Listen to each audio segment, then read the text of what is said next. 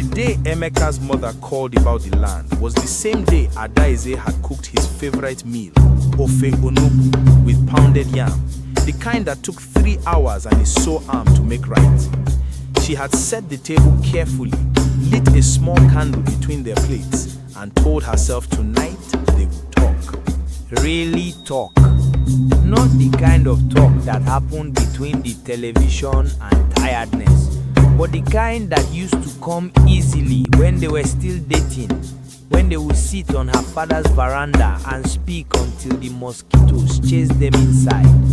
But Emeka walked through the door with his phone pressed to his ear, one finger raised at her, wait, and she watched the steam rise from the soup and call into nothing. Mama, slow down. What do you mean Uncle Chukwudi has started building on it? Adaeze sat down.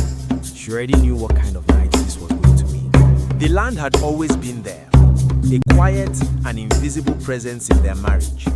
Like a third person who never showed up, but was always somehow mentioned. It was a plot of land in the village, about 2 acres, left behind by Emeka's late father. His father had died without a proper will, the way many men of that generation did, trusting that family would sort things out the way family always had. They hadn't. For 6 years, Emeka's uncles and cousins had been picking at that land like birds at a carcass, each one staking a quiet claim while saying loudly that they wanted what was best for the family. Emeka hung up the phone and stood in the middle of their sitting room, his jaw tight, his eyes somewhere far away. Uncle Chukwudi is trying to build a shop on the eastern corner, he said. Mama says he brought laborers this morning. Adaeze looked at her husband. Eat first, she said. Let the food enter your stomach before the problem enters your head. He sat, but he did not really eat. He pushed the pounded yam around like a man doing homework. After 2 mouthfuls, the phone call started. First his brother Obina in Abuja, then his cousin Nnamdi, then his mother again. By the time the food was cold, Adaeze was alone at the table. That was how it began. Not with a fight, not with shouting, just with a phone pressed to an ear and a candle burning down between 2 untouched plates. In the weeks that followed, Emeka changed in the small ways that are harder to name than the big ones. He stopped sleeping well. He started driving to the village on weekends without telling her until the morning of. He kept a notepad on the bedside table where he scribbled things, names and dates and boundaries. And when she asked what it was, he said, just land stuff, as if she were a child who wouldn't understand. She understood more than he knew. She understood that the land was now the first thing he thought about in the morning and the last thing at night. She understood that his family's group chat had become more important than their dinner table. She understood, most painfully, that when he looked troubled, he called his brother and not her. Emeka, she said one evening, can we talk about this together?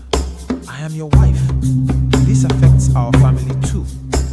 He looked at her with that expression she had started to dread, the one that was not unkind, just absent. You don't understand how these things work, Ada. It's a family matter.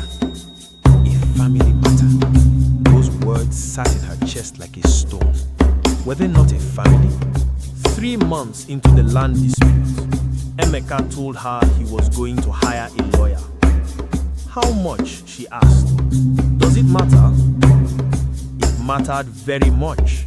They had been saving for 2 years, carefully and quietly, for a deposit on a house of their own.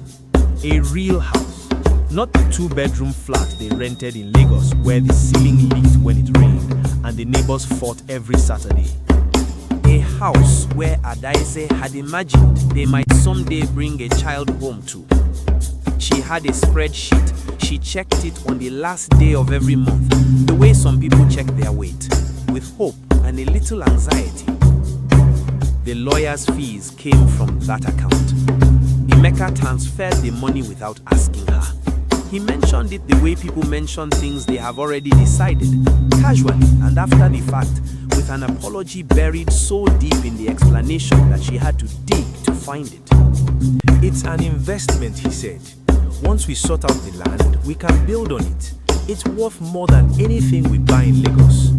Emeka, I didn't marry the land, I married you. And I am handling something for our future. Why can't you see that?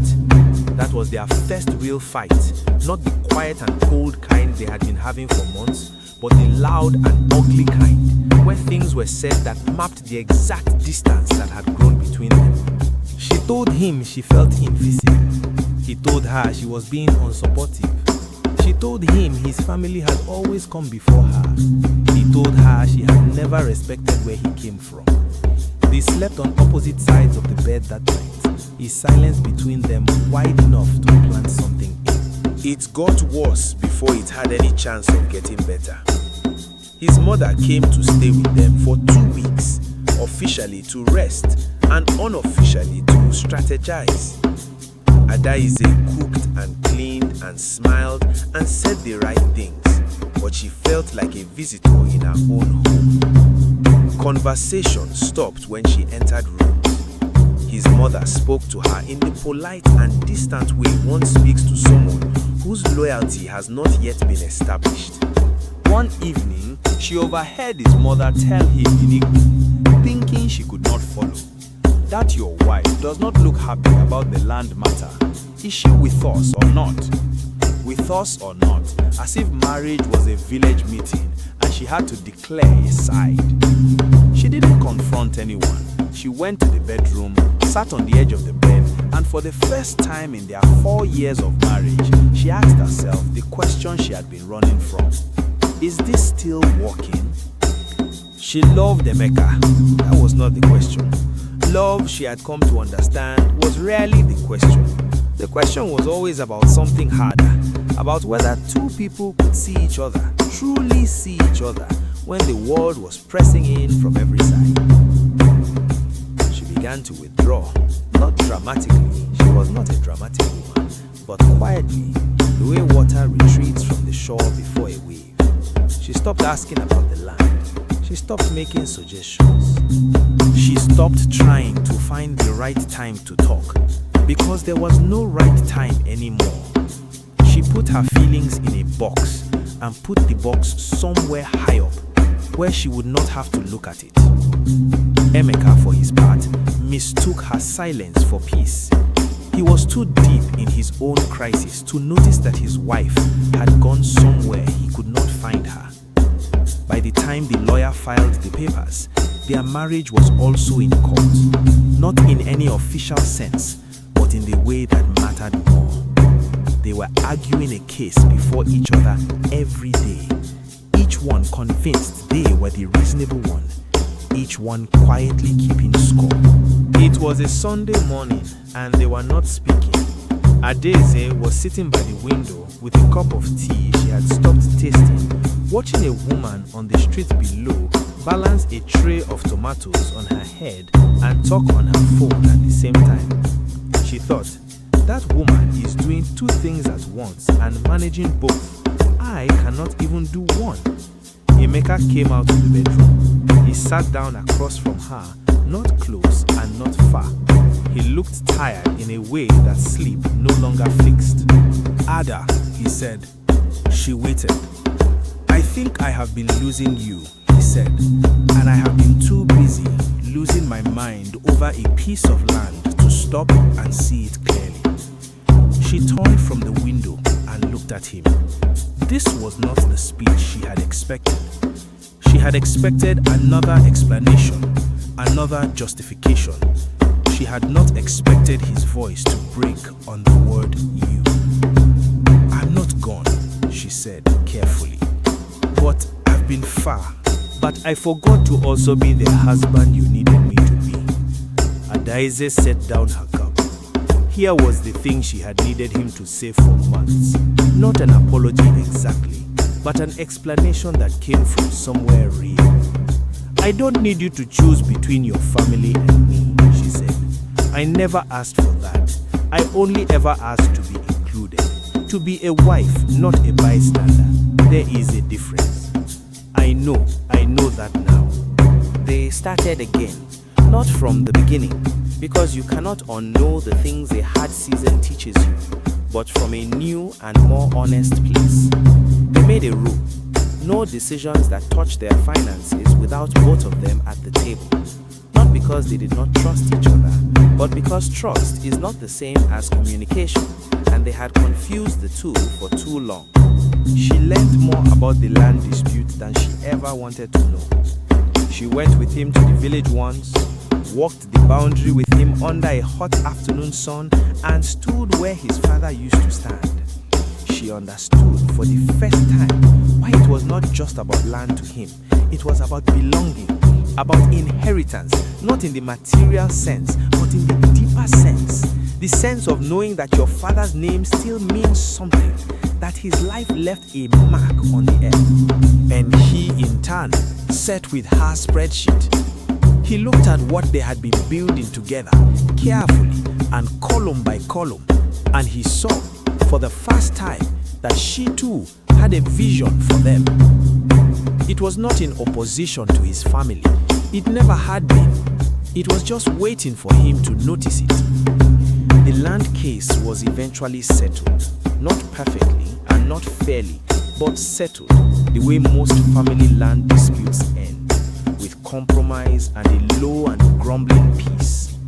Emeka did not get everything he wanted. His uncle Chukudi kept a portion. The lawyer cost more than expected, but they held on to enough of it to matter, enough to visit someday, and perhaps enough to build something on. Not a house, not yet, but maybe something small, a memory, a foundation. What Adaeze remembers most about that period is not the fighting, not the silence, not even the night she seriously considered whether love was enough. What she remembers is a quiet Tuesday evening, about a year after the worst of it had passed. They were doing nothing in particular, Emeka reading and her doing her nails, when he reached over without looking up from his book and held her hand. Just that, just her hand in his, for no reason, in the middle of an ordinary evening. She thought, this is what we almost lost, not the land. This. She held on.